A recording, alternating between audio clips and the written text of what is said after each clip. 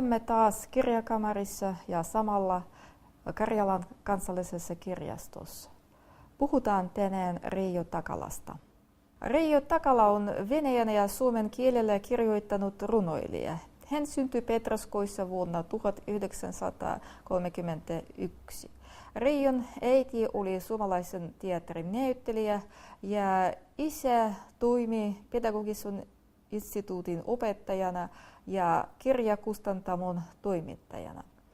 Vielä ennen sotia isä oli vangittu ja pian sai surmansa. Reijo Takala kävi koulua Aunuksessa ja sodan jälkeen pyrki Petroskoin musiikkiopistoon. Hän opiskeli samalla kurssilla kuin minun äitini Claudia Kostina. Äitini kertoi, että elämä tuntui silloin nälkäiseltä, mutta he luulivat, että se on normaali elämänkulku. Mummoni lähetti hänelle evästä, rahkaa, kananmunia ynnä muuta syötävää, ja huonekaverit asuntolassa ehtivät syödä laatikossa olleen evään ennen äitini tuloa. Tietysti häntä itketti, mutta sellainen oli kommunin elämäntapa ja henki. Reijo Takala harrasti silloin painia ja usein tuntien jälkeen hän tappeli jonkun kanssa aulassa. Ehkä jo silloin hän kirjoitti runoja. Reijon ensimmäiset venäjänkieliset runot olivat julkaistu vuonna 1951, jolloin runoilija oli vasta 20-vuotias. Musiikkiopiston jälkeen Reijo opiskeli Moskovan kirjallisuusinstituutissa.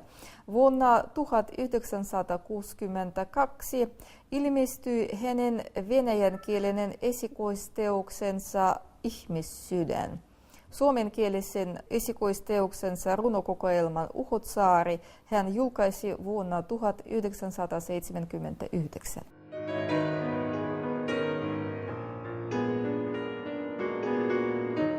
Se oli ennen sotia. Mummoni sepitti runon, lausui karan sanansa minulle, pienelle tenavalle. Runosta puuttui jotain, mutta mitä? Sitä en silloin ymmärtänyt. Tajusin vain sen, että runon karuissa sanoissa oli paljon sellaista, mikä värähdytti niin kummasti myös minun lapsen sydäntäni. Uhotsaari, kivinen sinilaiva, järven keskellä yllään pilvinen punaiset purjeet. Laiva seisoi paikallansa näkemätön ankkuri pohjassa. Halusin merimieheksi laivan kannalle. Se oli myöhä kesäkuinen ilta ja minä kaipasin aamua lähteäkseni kiviseen sinilaivaan. Mutta aamulla alkoi sota ja toinen paljon pienempi laiva lähti yhtyön satamasta suuntanaan Vuokkiniemeen. Sen vavahtelevalla kannalla seisoi sotamiehiä. Kiväärit kädessä, silmissä pyhä viha kuin ikuisen tulen lepättävä liekki. Ne taipaleet ovat takana, surumarssit soitettuja, mutta keskellä kuitia seisoo kuin ikuinen muistomerkki. Sininen kivilaiva, nimeltään Uhotsaari. Kallein muisto lapsuusvuosiltani, jolloin haaveilin merimieheksi.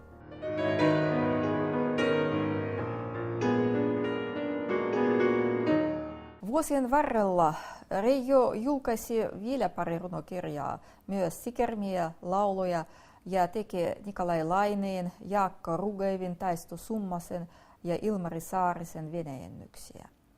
Hän teki työtä muun muassa tasavallan julkisen kirjaston musiikkiosastolla, Piiri-sanomalehdessä äänesin kommunisti ja toimi Kirjailijaliitossa. Vanhana tuttavana Reijo auttoi äitieni lemmikkiyhtyeessä. Äitini johtava lemmikkiyhtye toimi silloin Pioneeripalatsissa. He esittivät suomalaisia lauluja ja Reijo teki venäjännyksiä, jotta kuulijakunta pystyisi ymmärtämään, mistä on puhe. Silloin kun Reijo sai kuulla, miten lemmikit laulavat, lapsoset ketterät kotihaasta, koivusta oksat taittaa, noistapa nopsilla käsillänsä saunahan vihdat laittaa, häntä suoranaisesti itketti. Miksi sinä itkit, kysyi äitini. No kun lapsuudessa kuulin laulan lapseset ketterät kotihaasta, nyt ei enää laulaa voi itkemättä kuulla. Tuleekohan sitä ihminen herkemmäksi vanhetessaan, itkee kun on iloa, ja itkee, kun on surua. Meillä kotona ei puhuttu vihdoista, vaan vastoista, mutta sama kai se on, kumpi se koivunoksa kimpuun vasta tai vihta, ja se lapsuuden sauna yhä odottaa kesää ja kylpiöitä. Näin Reijosta tuli lemmikkiyhtyeen ystävä. Joskus hän venäjänsi tekstiä ilmaiseksi, joskus pullonkin hinnalla. Silloin minä opiskelin yliopistossa ja Reijo tuntui minusta ikivanhalta miehiltä. Vasta nyt ymmärrän, että hän oli hieman yli 50, eli vasta monta vuotta nykyistä minua vanhempi. Kerran hän kirjoitti runon minulle, ja siinä oli seuraavia säkeitä. Деревья шаркают на месте, как новобранцы в разнобой, а ты над книгой честь по чести сидишь, как над своей судьбой. Nyt haluaisin sanoa Reijolle, jos viestimme kuitenkin pääsevät sinne tavalla tai toisella, että sinä olit oikeassa. Sinä olet se ihminen, joka ymmärsi ensimmäisenä, että minusta tulee kirjailija. Silloin kun minulta ilmestyi ensimmäinen kertomus, minä annoin sen Reijolle lukemaan ja hän vei sen kirjailijaliittoon. Toinen ihminen ei olisi vienyt, koska olin jo silloin postmodernisti.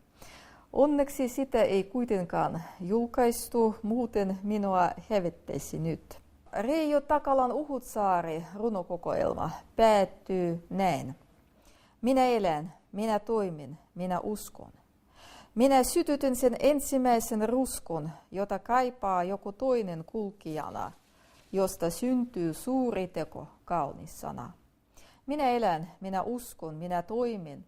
Uskaltaisinko nyt luottaa omiin voimiin, jos ei voimiani määränpäähän riitä? Lainaan elämältä, ihmisiltä niitä. Minä uskon, minä toimin, minä elän. Kuljen kautta maiden, soudun, meren selän. Jos en kestä, joku toinen ylle tuskan kautta taiston nostaa lippuni kuin ruskon.